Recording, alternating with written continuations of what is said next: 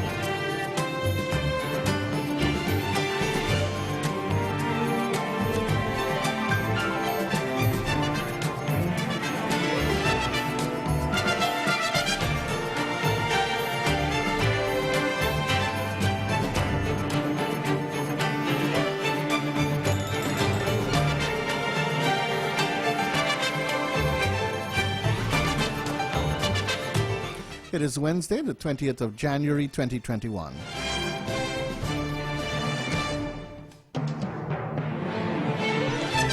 The news is read by Morano Isaacs. Good morning. Thank you for joining us. A police constable on Monday appeared at the Vredenhoek Magistrates Court for allegedly hosting a party in breach of the gazetted COVID-19 emergency measures. Timothy Morrison, who is stationed at the Brickdam Police Station and attached to the Impact Base, appeared before Magistrate Zamila Ali Sepal. He denied that on December 14, 2020, at Fellowship, West Coast Demerara, he hosted a private party which is in contravention of number 21B, restriction contrary to Section 21.2 of the Public Health Ordinance, Chapter 145. He was released on $15,000 bail and the case adjourned until March 23rd for trial. According to the emergency measures, all gatherings are limited to no more than 10 people. Also, social activities including hosting or visiting cinemas, private parties, receptions, entertainment establishments, including bars, rum shops, clubs and discotheques, public pools and vigils and wakes are prohibited.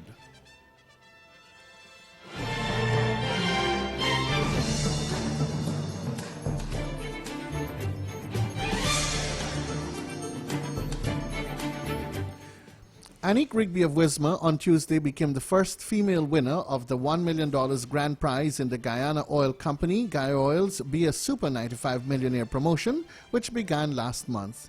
Rigby, who spoke briefly with the Guyana Chronicle, expressed her elation at her good fortune. She added that her good fortune could not have come at a better time as she struggles to navigate the burden of the COVID-19 pandemic. Rigby lauded Guyoil for the initiative and disclosed that she will be putting her prize money in a savings account for her children. She also expressed interest in using her prize money to open up a business of her own.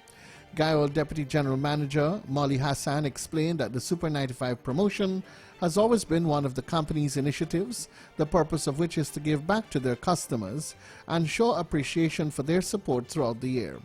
She noted that in 2021, customers can expect even bigger promotions from the company, as well as affordable rates for fuel during the pandemic. Guyoil's Be a Super 95 Millionaire promotion rewarded customers when they spent $3,000 or more on Super 95 gasoline from service stations nationwide. The cash and prize giveaways in the 5-week promotion amounted to over $4 million according to the company.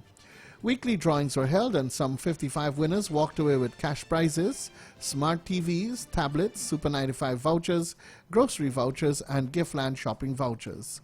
According to Hassan, the promotion saw customers from regions 3, 6 and 10 winning prizes. The Caribbean Court of Justice, CCJ, on Tuesday heard arguments in the case filed by 7 domestic airline operators to challenge the 2016 renaming of the Ogle Airport, and a ruling is imminent. Air Services Limited, Roraima Airways Limited, Phoenix Airways, Hinterland Aviation, Domestic Airways, Wings Aviation Limited, Hopkinson Mining Aviation, and the National Air Transport Association, NATA, an association formed by them, had managed to secure an injunction to prevent the renaming of the airport. However, the matter was subsequently discharged. The aerodrome was, on May 9, 2016, renamed the Eugene F. Correa International Airport by then-President David Granger. Legal challenges filed by the operators in the High Court and the Court of Appeal were unsuccessful and resulted in their resort to the Trinidad-based CCJ, which is Guyana's final appeal court. On Tuesday, a 5-member panel comprising Justices Peter Jamadar, Jacob Witt, Winston Anderson, Dennis Barrow, and Andrew Burgess virtually entertained full arguments in the case. The operators' applicants were represented by attorneys at law Devendra Kissoon and Natasha Vieira, while the Solicitor General Nigel Hawke appeared for the Attorney General, who is a named respondent in the case. In his submission to the court, Kissoon contended that the changing of the Ogle International Airport, OIA's name, was unfair and irrational because proper consultations were not held with his clients. The OAI was incorporated in 2000 with 5 equal shareholders, each owning 20% of the shares and each being a director of the company. Since then, the Correa Group of companies has secured control of more than half of the shares and has a monopoly over fuel and the leasing of lands for domestic airspace. By the way of letters in 2015, the airline services complained to the former Minister of Public Infrastructure, David Paterson, about the issues surrounding the changing of the airport's name and its likely impact on their operations. Granger had also written to Paterson on the subject with the aim of having the issues resolved.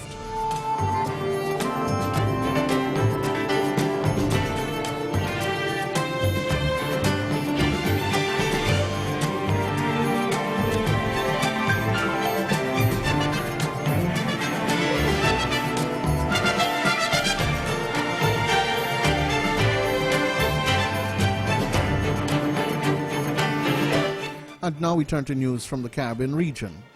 The Board of Governors of the Caribbean Development Bank, CDB, has elected Dr. Hyginus Jean Leon to serve as the next president of the multilateral institution. Dr. Leon's appointment will become effective on May 1, 2021. He will succeed Dr. William Warren Smith, who has been at the helm of the regional financial institution for the last 10 years. Dr. Leon has over 30 years of experience in economic development and has directed macroeconomic and financial policy support to government authorities in Africa, the Middle East, and Central Asia and the Caribbean. He has worked for the International Monetary Fund for more than 24 years, serving as mission chief for the Gulf states of Oman, Qatar, and United Arab Emirates, as well as the Bahamas, Nigeria, and Zimbabwe. He also served as the IMF Senior Resident Representative in Jamaica. Prior to his engagement with the IMF, Dr. Leon was an associate professor at State University of New York at Old Westbury in the United States. He has also served as a director of research at the Central Bank of Barbados and country economist at CDB.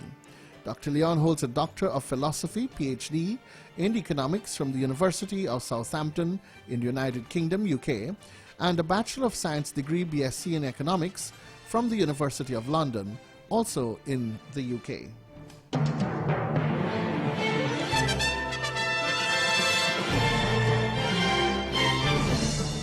And now international news. Joe Biden to be sworn in as the 46th U.S. President. Here's a quick summary of what's taking place. Joe Biden is to be sworn in as the 46th U.S. President just before 1700 GMT in Washington.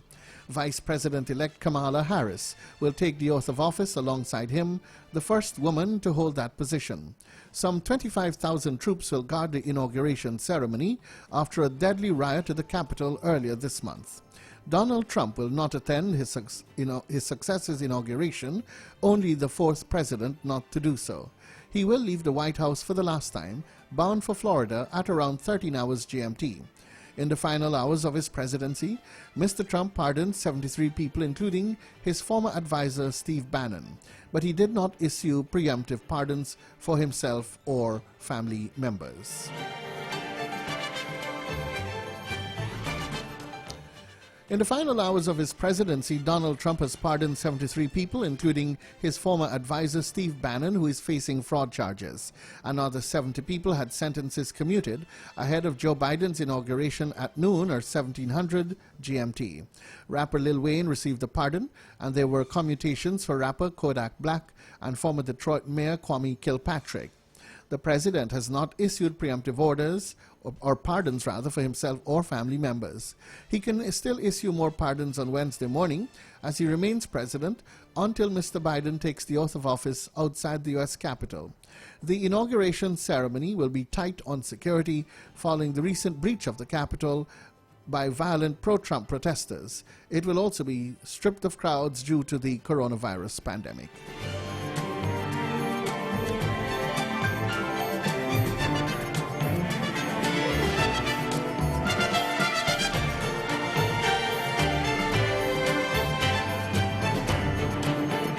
And now we turn to the world of sport.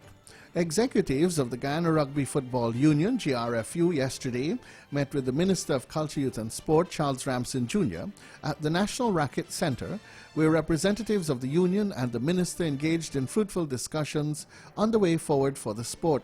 The GRFU team included President Ryan Day, Senior Vice President Joshua Griffith, Secretary Terence Grant, Sevens coach Theodore Henry, and female coach Kenneth Grant Stewart. It is the first meeting between the two since Ramson became the subject minister back in August 2020. The minister told the delegation of the GRFU that rugby has been listed as a core sport and as such will be a priority and will receive financial assistance by the ministry. President Day informed the minister of the current state of the rugby pitch in the national park and requested that it be properly fitted to accommodate rugby once again. The ground was earmarked for rehabilitation by the former director of sport but was neglected after heaps of mud were dumped on the ground in 2016. Minister Ramson promised to conduct a site visit with the aim of reforming the rugby pitch. He also requested a memorandum of understanding between the GRFU and the National Parks Commission for the use of the ground. They also underscored the intention of the GRFU to decentralize rugby from Georgetown, stating that plans are in the pipeline to establish rugby clubs in Linden and Berbice. Minister Ramson reminded of the construction of the multi-purpose complex in Linden, saying it may be of use to the GRFU. Mr. Ramson insisted that there be a nursery in every sport association or union in the country. The GRFU president noted that there is a current system of youth training in rugby, but revealed that funding hinders exponential expansion. He assured the union that the Ministry of Culture, Youth and Sport intends to forge a partnership to elevate rugby in Guyana. To this end, he urged for there to be a national tournament to showcase the sport. Tiger Woods has put his season on hold after having back surgery for the 5th time in his career. The 15-time major winner last played at the PNC Championship in December, where he felt discomfort in his back.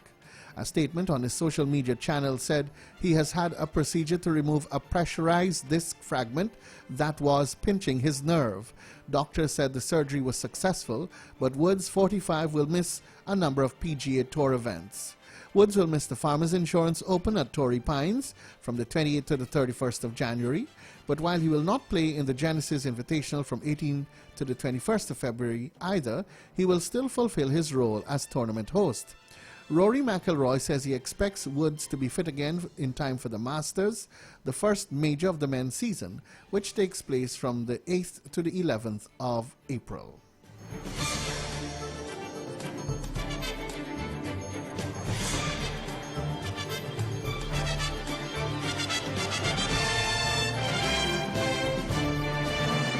And finally, to end this newscast, this little story. Australian players have been told not to feed mice at the quarantine hotel in Melbourne after one player complained of rodents in her room. Yulia Putintseva, the world number 28, swapped rooms after finding a mouse but said her new room is also infested. The 26-year-old is among more than 70 players and their entourages confined to their hotel rooms for 14 days. Victoria State Police Minister Lisa Neville encouraged players to minimize interaction with the mice. Neville added, without giving further details, "As I understand it, there may have been some feeding going on. We will keep doing pest control if we need to, but hopefully that pest control work that was done this week will have fixed the problem. Neville also said 10 people in total who have flown to Melbourne for the tournament had now tested positive for coronavirus, with 3 new cases on Wednesday comprising 2 players and a support person. Kazakhstan Putin Stetsva, who was among the first players to complain about the hotel quarantine rules for the Grand Slam event, again used social media to post a video of a mouse in her room jumping out from behind a cupboard. Putin's fencer said she had lost sleep because of the rodents scurrying around, and also expressed frustration about being unable to open a window in her room.